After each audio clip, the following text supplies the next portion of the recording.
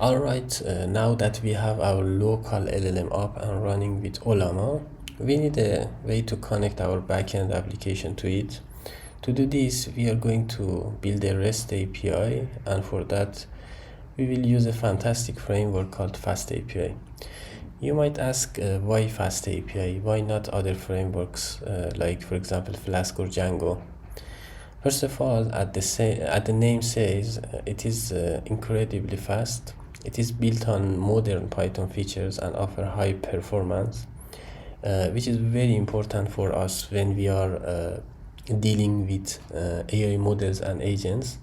The second one, it has built-in support for asynchronous programming, which allows our application to handle many requests at the same time without any blocking. And the third one, it automatically generates clean interactive API documentation using Swagger UI, so we can test our endpoints instantly without any extra tools. Okay, in this section we are just going to init FastAPI, create a completely empty project, and also install the dependencies, and also write a simple hello world to make sure everything works perfectly.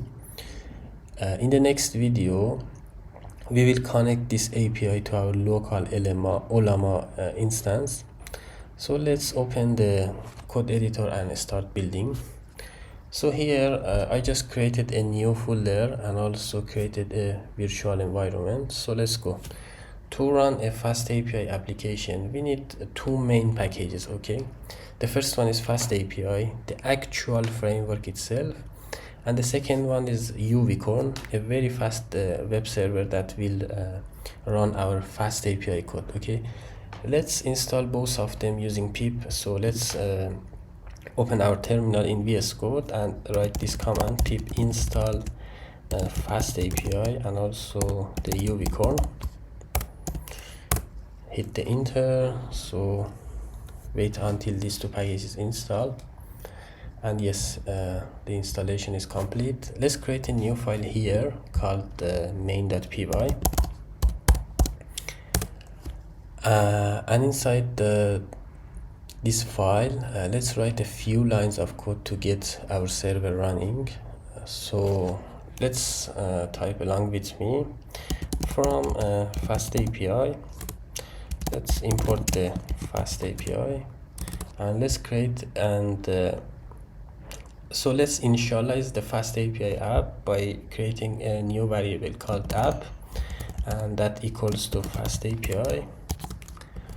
And also let's create a simple get endpoint. So to do that, app.get and this endpoint, and let's create a function called for example read root, and that should be just return a simple message, for example message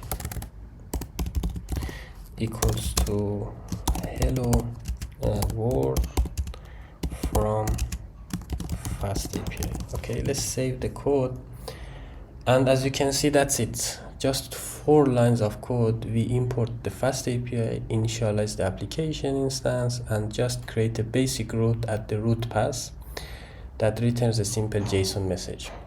Now let's go to our terminal and clear that and start our web server using Uvicorn. So run this command, Uvicorn main app and -- reload.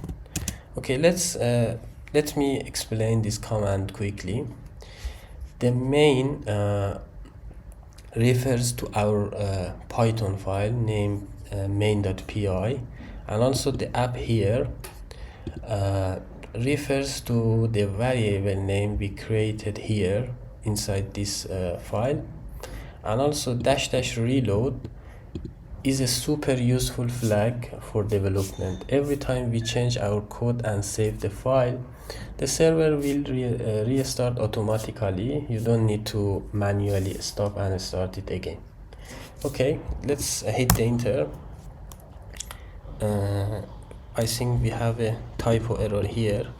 Uvicorn main app --reload, hit the enter. Yes, as you can see in the terminal logs, UVCon is now run locally at the 8000 port.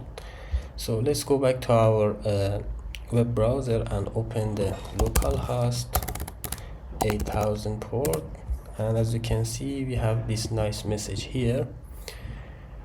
But here comes the coolest part of the FastAPI.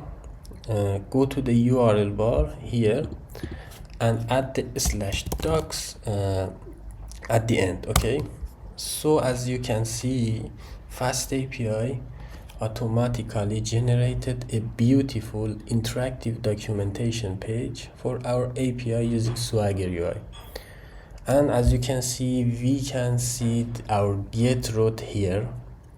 If you click on it and also click on the try it out button and also the execute, as you can see, you can test the API directly from the browser and see the responses. This saves us so much time during development, and it's awesome. We now have a clean working FastAPI setup inside an empty project. So we know why are we using it, how to manage its environment, and how to start the development server. Now that our backend foundation is ready, we can move to the next step. In the next video, we are going to write the actual integration to connect this FastAPI server to our local LLM, so we can start sending prompts and also receiving AI responses via our own REST API.